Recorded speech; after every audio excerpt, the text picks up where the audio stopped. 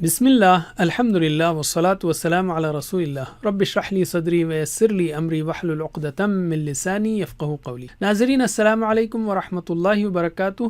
سیرت النبی صلی اللہ علیہ وسلم انگلیوں پر اہم واقعات کو یاد رکھیے آسان طریقے سے 5 منٹ سیریز میں۔ سبق نمبر 10 جس میں ہم 11واں سال لیں گے، یاد رکھیے 10واں سبق ہے لیکن سال 11 ہے۔ دائیں ہاتھ کو استعمال کریں گے ہم اس بار بھی، لیکن تھوڑا سا نیچے رکھتے ہوئے تاکہ پہلے سالوں سے یہ مکس نہ ہو۔ اس سبق کے 3 حصے ہیں: دعوت جاری، قبول اسلام، 6 مدینہ والے۔ تو پہلا حصہ لیتے ہیں ہم دعوت جاری۔ اس وقت مکے کا ماحول سازگار نہ تھا، لیکن رسول صلی اللہ علیہ وسلم نے طائف سے کسی اور جگہ جانے کے بجائے مکہ ہی لوٹنا پسند کیا، جہاں آپ نے دین کی دعوت اور صحابہ کی تربیت کا کام جاری رکھا۔ شدید مخالفت کے باوجود آپ دین کی دعوت کا کوئی موقع ہاتھ سے جانے نہ دیتے۔ دین کی تبلیغ کی خاطر آپ نے ہر وہ کام کیا جو آپ کے بس میں تھا۔ جس سے ملاقات ممکن ہوتی آپ اس سے ملتے، اور جہاں جانا ممکن ہوتا آپ وہاں دین کا پیغام لے کر پہنچ جاتے۔ اسباق و عمل: روزانہ کچھ منٹ ہی صحیح گھر والوں کے ساتھ قرآن، حدیث اور سیرت ترتیب کے ساتھ پڑھیں۔ دین کا بنیادی پیغام سیکھیں اور پہنچانے کی پوری کوشش کریں۔ دین کی خاطر کبھی کبھی اطراف کے علاقوں میں بھی جائیں۔ علم یعنی روکیے اور ایک دوسرے کو سکھائیے۔ دوسرا حصہ قبول اسلام، مشہور افراد کا۔ طائف سے مکہ واپسی کے بعد نبی کریم صلی اللہ علیہ وسلم نے حج کے لیے آنے والوں میں دعوت دی۔ ایک ایک قبیلے کو آپ دین کی دعوت دیتے۔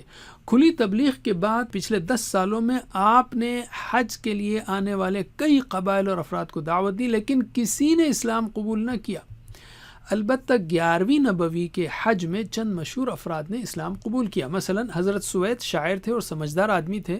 رسول صلی اللہ علیہ وسلم نے انہیں قرآن پڑھ کر سنایا تو کہا کہ یہ تو بہت ہی اچھا کلام ہے، اور پھر اسلام قبول کر لیا۔ حضرت طفیل رضی اللہ عنہ قبیلہ دوس کے سردار تھے۔ مشرکین مکہ نے انہیں رسول صلی اللہ علیہ وسلم کے تعلق سے بہکا دیا تھا، تو انہوں نے کانوں میں روئی ٹھونس لی کہ کہیں محمد کی باتیں کان میں نہ چلی جائیں۔ رسول اللہ سے ملاقات ہوئی تو آپ صلی اللہ علیہ وسلم نے اسلام پیش کیا اور قرآن پڑھ کر سنایا۔ قرآن سن کر وہیں انہوں نے اسلام قبول کر لیا اور کہا اس سے عمدہ اور انصاف کی بات کبھی نہ سنی تھی۔ اسی دور میں ایاس، ابو ذر غفاری اور دماد ازدری رضی اللہ عنہم نے بھی اسلام قبول کیا۔ اسباق و عمل: دین کی دعوت اگر لوگ قبول نہ کریں تب بھی مایوس نہیں ہونا چاہیے، چاہے کئی سال لگ جائیں۔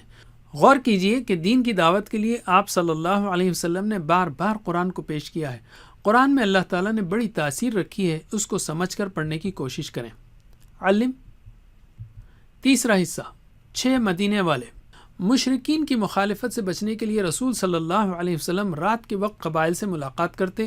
ایک رات رسول اللہ نے حضرت ابو بکر و علی رضی اللہ عنہما کے ساتھ مینا کی گھاٹی میں مدینے سے آئے ہوئے قبیلہ خزرج کے 6 لوگوں سے ملاقات کی اور انہیں اسلام کا پیغام سمجھایا۔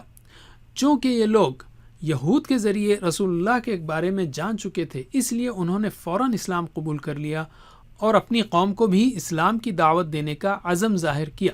اس طرح اسلام کا پیغام مدینے تک پہنچا اور وہاں گھر گھر میں اسلام کا چرچا پھیل گیا۔ اسباق و عمل: دعوت دین کے لیے مختلف اوقات، طریقے، جگہیں وغیرہ اختیار کیجیے۔ مشکلات چاہیں کتنی ہی سخت کیوں نہ ہوں، ان کے بعد آسانیاں ضرور ہوتی ہیں۔ مدینے کے ان 6 لوگوں کی طرح نیک کام کرنے میں جلدی کریں۔ علم۔ اب ہم لیتے ہیں قرآن۔ مکے کے چوتھے دور یعنی 11 سے 13 نبوی میں مسلمانوں کی تربیت اور دین کی دعوت کے لیے قرآن کی تقریباً 15 صورتیں نازل ہوئیں۔ ان صورتوں کو سمجھ کر پڑھیے تاکہ کچھ اندازہ ہو کہ کس طرح اللہ نے ان سخت اوقات میں اہل ایمان کی تربیت فرمائی اور آج کے حالات میں ہم ان سے کس طرح فائدہ اٹھا سکتے ہیں۔ یہ ہیں وہ پارے جس میں یہ صورتیں آئی ہیں۔ اس میں کم از کم 7 سے 14 اور 25 کو یاد رکھیے سوائے 10 کے۔ 7 سے 14 اور 25 سوائے 10 کے۔ حدیث: سوچیے کہ کس طرح قرآن نے اور حضرت محمد صلی اللہ علیہ وسلم کی باتوں نے صحابہ کرام کی زندگیوں کو ایمان، صبر، استقامت اور قربانیوں سے بھر دیا کہ اتنی شدید مخالفت کے باوجود وہ اسلام پر جمے رہے۔ اس لیے روزانہ احادیث کو پڑھیے۔ مثلا آپ صلی اللہ علیہ وسلم نے فرمایا قیامت کے دن میزان یعنی ترازو میں خوش اخلاقی سے زیادہ بھاری کوئی چیز نہ ہوگی۔ تو اعادہ کرتے ہیں ہم۔ نبوت کے 11ویں سال کے ہم نے 3 اہم موضوعات سیکھے۔ دائیں ہاتھ کے انگوٹھے پر ان کی پریکٹس کیجیے۔ دعوت جاری، قبول اسلام مدینہ والے، دعوت اسلام 6۔ جزاکم اللہ خیر، کوئز کرنا مت بھولیے۔ والسلام علیکم ورحمۃ اللہ وبرکاتہ۔